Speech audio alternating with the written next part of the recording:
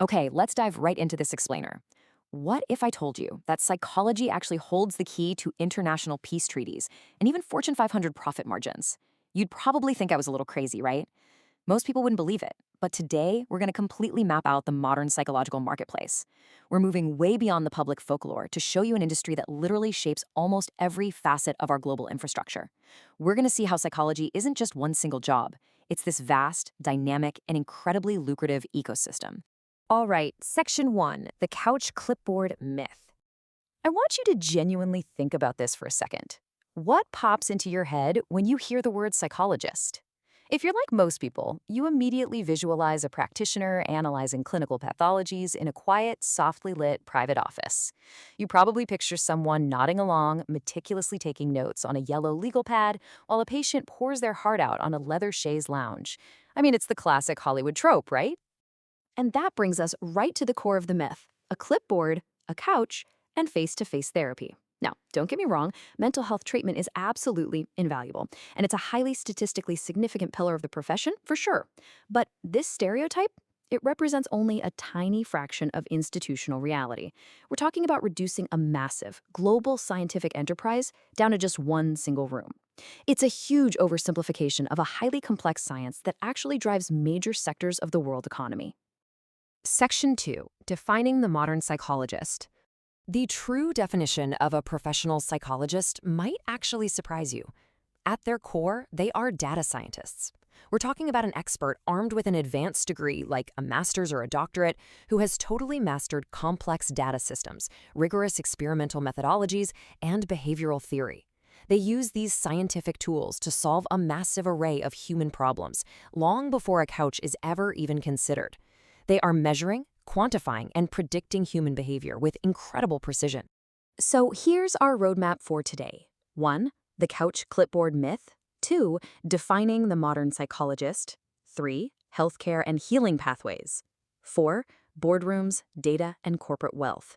5. Diplomacy and political strategy. And 6. Your own analytical passport.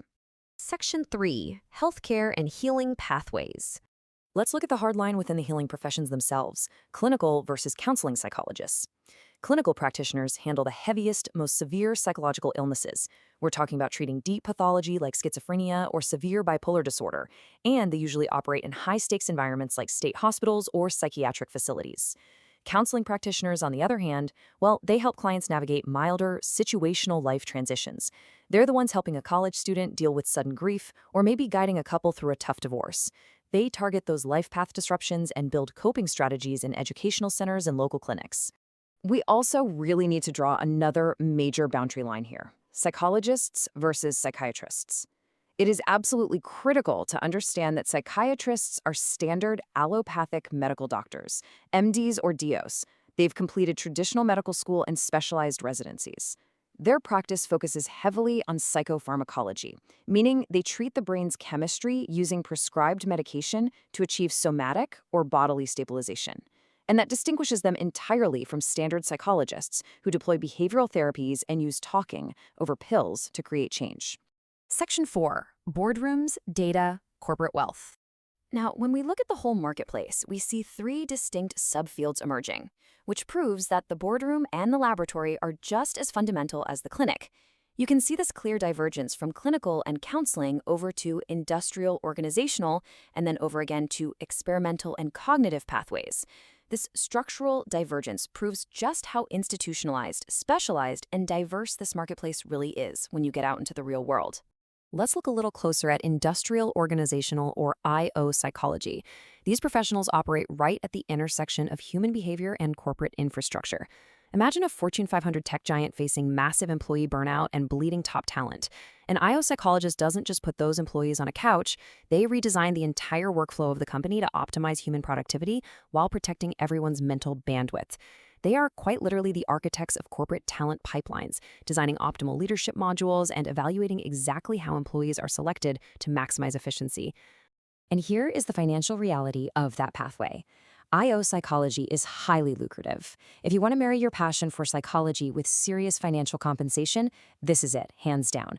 We are talking about master's level graduates routinely pulling in six-figure salaries within just 2 years of entering the corporate sector. It's a prime example of behavioral science driving tremendous market value for massive corporations. Meanwhile, on the flip side, we have experimental and cognitive psychologists. These scientists bypass applied practice entirely. They aren't treating patients and they aren't consulting corporations. Instead, they operate inside university research laboratories to design highly controlled research models. They're the ones discovering exactly why you might forget a phone number after 10 seconds, or how visual sensation dictates exactly where your eye goes on a new smartphone app. By mapping the boundaries of human memory, attentional decay, and decision-making logic, they provide the raw data that tech companies, marketers, and clinicians rely on every single day. Section 5. Diplomacy and Political Strategy. Enter the political psychologists. These are the specialists standing in the shadows of the world stage. They take the empirical tools of behavioral science and apply them directly to global strategy. They analyze the super complex intersections of culture, group identity, and behavioral persuasion to advise governmental networks. Their primary goal? To predict how a foreign adversary might react to a trade embargo, or how different populations will respond to international policy. They are navigating the incredibly delicate psychology of global relations. The tangible application of this role is absolutely fascinating.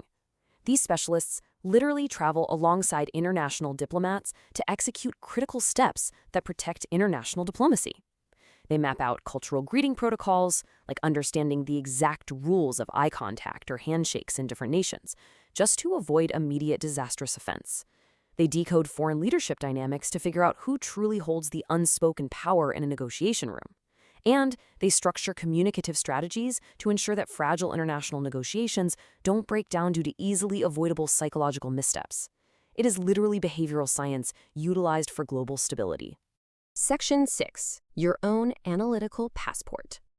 I love this quote from the source material. The contemporary marketplace reveals that a degree in psychology is not a single career path, but a highly versatile analytical passport. I mean, that perfectly summarizes our whole journey today.